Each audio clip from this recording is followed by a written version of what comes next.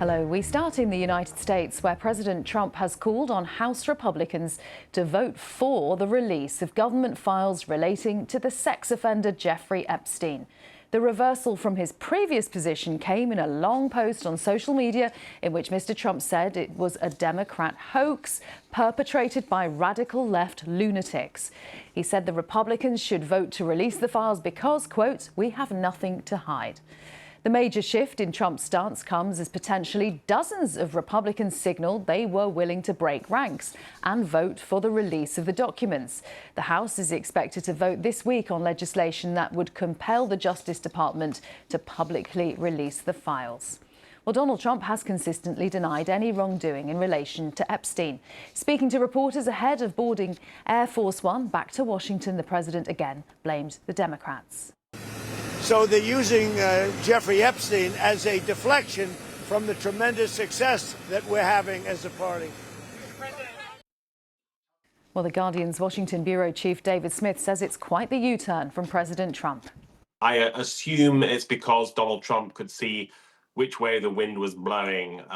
From his current position, he was going to lose this vote quite badly in the House of Representatives this week. There were estimates that maybe 100 Republicans, members of his own party, would vote to release the files. One of them, Thomas Massey, described it as a deluge. And if there's one thing that Donald Trump hates, it's being a loser and labeled a loser. So I think he made the pragmatic choice here that he might as well be on the winning side and back the release of these files. And when, as will surely happen now, the House does vote to release them, he can even bask in some sort of victory there and claim it was what he wanted all along.